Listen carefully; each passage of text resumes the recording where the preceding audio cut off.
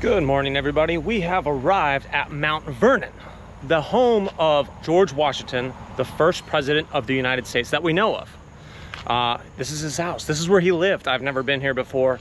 I'm really excited because we are in Washington, D.C., or just outside of it, and I just thought this would be a great way to kick off our arrival here with some patriotic, touristy shit. So, let's go check it out.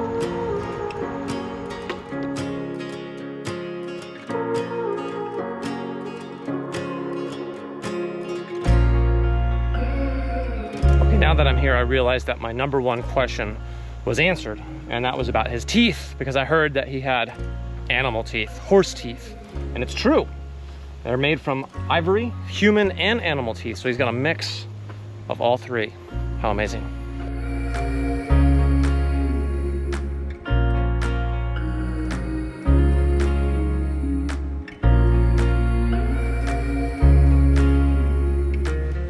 Now here's a trick all of us could use. Now the mansion's not really made of stone, it's just made to look like it's made of stone. So they actually cut boards and beveled the edges and made them look like stone blocks, even covered them with sand, give them a sandy texture. It's got my wheels turning, man. I could have a mansion. Some plywood, some cardboard. There we go. Now there you can see George Washington's house behind me. But one of the things that catches my eye when you walk up is this giant field, and it's actually labeled on the map. And I went to check it out. It's number 7. And what does it say? 12-acre field. I'm pretty sure that means that's where he grew all the weed. All those hemp plants. Hemp. Huh. Yeah, come on. We know what was happening. That's why the British invaded.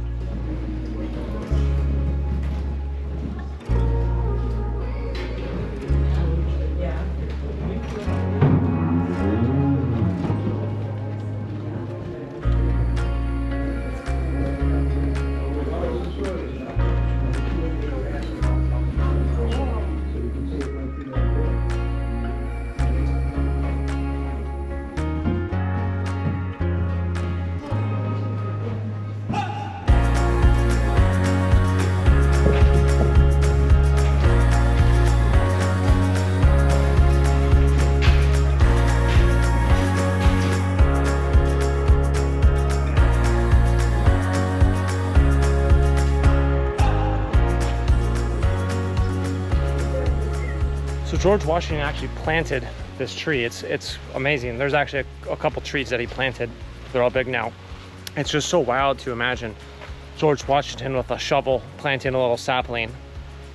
And here it is. It's been a long time.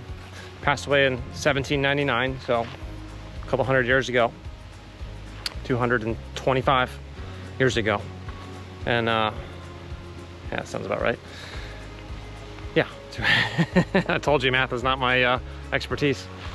But you know, all jokes aside, being here and walking through George Washington's house, it really makes you think. And you know, we've all been told stories about George Washington, you know, I shall never tell a lie, and all his bravery, and you know, he was one of our forefathers, and he's a figure that we can all be proud of. And here I am in Washington, D.C., because I'm going to rescue the Republic, which really revolves around the presidency of the United States. That's what Rescue the Republic really is. And it just gives me a sense of hope, but also a little bit of fear, you know, because the same freedoms that George Washington fought for us are in jeopardy today. All right, we are here in Washington, D.C. We're actually here for Rage Against the War Machine. It's not much of a turnout today. I was a little surprised. I was hoping that America would care about nuclear war a little bit more than that. I do know that there's going to be a bigger presence tomorrow, and the movements are kind of connected. But I would have hoped that people that were coming for tomorrow would have swung by for today. As you can see, it's $75 billion spent on Ukraine. They claim some good speakers, some good music, and we're going to go and we're going to talk to people. We're going to kind of investigate and if you take issue with Israel's warpath, well, maybe enjoy isn't the right word, right? We're going to experience Rage Against the War Machine. War is being used as an excuse to liquidate our freedoms in this country. It's being used as an excuse to take our freedom of speech, to surveil everything that we say and do online, to collect it in a massive data center where it's now being analyzed by artificial intelligence to build models of who is a dissident, who needs to be targeted by the government. What we're concerned about is we have to stop a nuclear war. We're on the edge of it. A few days ago, the president of Russia publicly announced their policy, their nuclear doctrine. Their nuclear doctrine had been no first strike. But what they're saying now is that and this is what Putin said, that if the country that is a non-nuclear country, that is backed by a nuclear country, takes actions against Russia, that will be considered the basis for retaliation with a nuclear strike. And what they're talking about is Ukraine, which is backed by NATO, which has nuclear weapons, the United States, and Britain, which has nuclear weapons. If that is true, that's what the Russians are saying, and they're not bluffing on this, then we may be 48 hours, 96 hours away if Biden gives in to Zelensky, who came to visit him, and also Keir Starmer, who's the Prime Minister of Britain, who are demanding, blackmailing, whatever they can, that the United States allow the Storm Shadow, which uses American tracking systems. It can't work without American tracking systems.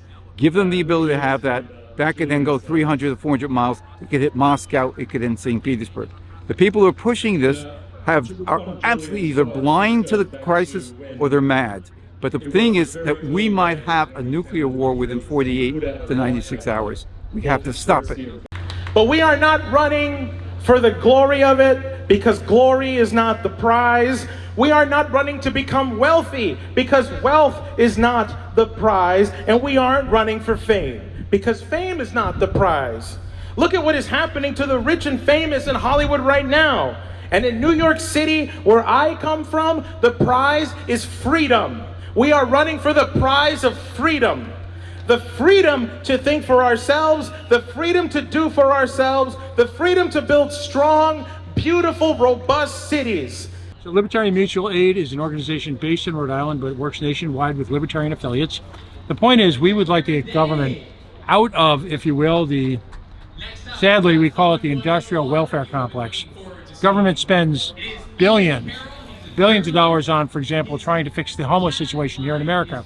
Yet very little of that money actually ends up helping the homeless. There's countless amounts of money wasted on salaries and bureaucracy.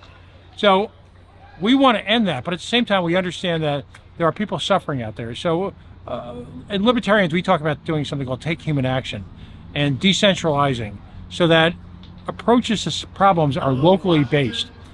One of our projects is called the Water Project. So we deliver bulk water to homeless encampments all over Rhode Island. We're attempting to spread that nationwide. Incredibly, on a hot summer or early fall evening like today, where the temperatures can be in the 80s or 90 degrees, people in homeless encampments around America have no source of clean water, despite the millions of dollars spent by government. So we're taking a step-by-step local approach to focusing on society's ills, helping people, but at the same time proving it can be done locally for a fraction of the money and provide a real connection to the community between libertarians and all people of goodwill. Okay, you crazy basket of deplorables. We are here in Washington, D.C. for Rescue the Republic. I am on time by 2 minutes. That's my world record for my whole life. I'd be late to my own funeral, but you know what? This is really important. So I'm gonna turn that corner and I better be seeing you there. All right, let's do it. Wow. Holy moly.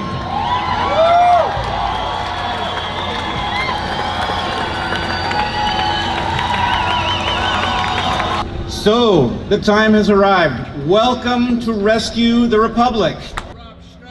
Yeah, I'm with Promethean Action, and we're formerly of LaRouche PAC. Okay. Lyndon LaRouche, who's the founder of what we do, and he's basically been anti-British, realizing that it's the British that have been our enemies since day one. Right? We fought 3 wars against them. They burned down our White House, right? And the main thing that the British realized is they couldn't defeat us by any other means other than by defeating us from within, right? See, and that's what they've been doing. They're the ones that, as history documented, they're the ones that have been pulling the triggers to assassinate all of our great leaders. And what we're here to do today is to stop an assassination of President Trump. Right? This is run through your CIA, through your FBI, which is basically loyal to British intelligence, which cannot allow for Trump to have another term, because they realize that Trump would not go along with their globaloney, and be the dumb giant for the empire, which is what is going to be dependent upon, their success to be an empire. What are they trying to accomplish, the empire? Well, for one, you got to look at, they believe man's nothing but a mere beast. And they believe that the world has too many talking cattle, and which has taken up their non-renewable natural resources. So we need to eliminate 90% of you, right? And we only need 10% of you to service us, so 90% of you got to go, right? That's what the main objective of the empire is, right? Because they are, very small-minded and bestial, right? And they hate humanity, right? And the United States of America is the one nation that defied the empire, right? So therefore, they got to destroy the United States, which has always been their goal, right? And with a President Trump in there, they won't be able to do that. A true patriot, even though Trump may have some flaws or whatever. Nobody's perfect. But without his leadership, the nation probably does not have a chance. So our objective is to make sure Trump gets back in there. They can't kill him. They can't create a major, pandemic like they did in the last election and steal it. Get him in there so we can actually get this country back on its feet again. We are still here for Rescue the Republic. It's still going on. We got Russel Brand and we got Jordan Peterson talking right now. It's been a great lineup. And Tulsi Gabbard and RFK, and it's just been awesome. And great music. And I've just been completely captivated, just listening and talk to some people, but mostly actually just listening to just the great lineup of people and the great message. And there's definitely a feeling of unity here. And there's lots of great people coming out because they love their country. So thank you, America. I came, just love the speakers, and I'm all about, the pillars that Brett mentioned I heard on Rogan, and I love every single pillar that they're, standing for. So yeah, I'm excited about that. What are some of the big concerns you have about where we're headed right now? I would say, well, globalization and centralization everywhere. I think that the people in power have been selling out American freedom for, money when it comes down to it for a while. And I think, whenever someone asks me why I like Trump, it's like real simple equation that I do. And it's that the system is corrupt, I think, and the system hates Trump.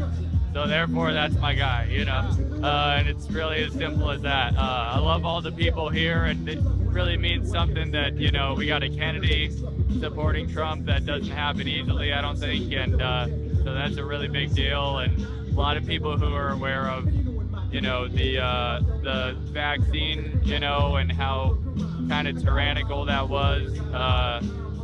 A lot of them are supporting, Trump, and there's a reason for that. He's just he's the one that's outside of the system, and I do think that he loves America and he loves Americans. So that's kind of the bottom line. Yeah. About this whole coalition that's formed of Kennedy, Elon, Tulsi Gabbard, Rebecca Ramaswamy. Yeah, I again, I love all like everyone involved. I'm a big fan of. And I love that Brett earlier, he mentioned, he's put it in biblical terms, and I think he's agnostic or the atheist himself, but I appreciate that. It's David and Goliath, and David is becoming more and more, strong with all of these like really powerful intellectuals and speakers that are all, gathering together behind this movement. I think it's really amazing. I think this movement isn't, just about Trump, but it involves, it's an umbrella that Trump kind of falls under. Yeah. What would you say to people who are on the fence? That there's some people that are out there like they don't like Trump. When I say they're not really sure what to do. What would you suggest to somebody who's kind of having second thoughts? This next track. Yeah. And when I go like this with the I would say I need you guys to just that say, okay, dude. I think maybe just watch both of them as much as you can, and try to decide for yourself who you think loves this country and has the Americans back, and then decide from there. Yeah. have the article right here. Joe Biden has vowed to give every Secret Service agent for Donald Trump at his rallies one beeper. Made in Israel, handmade, so it's something. It's not nothing. Good morning, my fellow Kamala Harris voters. Ha! I'm just kidding. As you can see, though, I am doing my part. I am actually lowering the sea level. So if you go to the beach today, you're going to notice about a foot lower because of me doing this. And I'm so great, so let me pat myself on the back. Actually, all jokes aside, Tesla's fucking awesome. This thing drives itself. I live in it. I go wherever I want. It's a lot of fun. One of the best American-made technologies that money can buy. Anyway, yesterday was an amazing experience at Rescue the Republic. It was just an amazing lineup, and I did get some interviews, but mostly I just sat and listened, and because that's what you're supposed to do when you're there. I wasn't really gonna interview people while people were talking, but I did get some talks with some interesting people, so I'll post that. And but yeah, just a lot to reflect on. It was really good to see that energy and see this movement. You see it happening. You know, Tucker Carlson's on tour, and this is just another avenue where people are getting together and really coming together. All this coalition of people. So you're seeing the Trump people, you're seeing the RFK people, the Vivek people. You know, everyone under the sun. I'm sure there's people that are coming together that are fans of Elon, and obviously you may not love everybody, but we have enough in common that's bringing us together where we realize, you know what? We do have freedoms at stake here. And we have things that are important that we can agree on, and that we can take this movement and take it where it needs to go, because this country needs to stay free. That's the most important thing. All right, so stay free, y'all. I'll see you soon.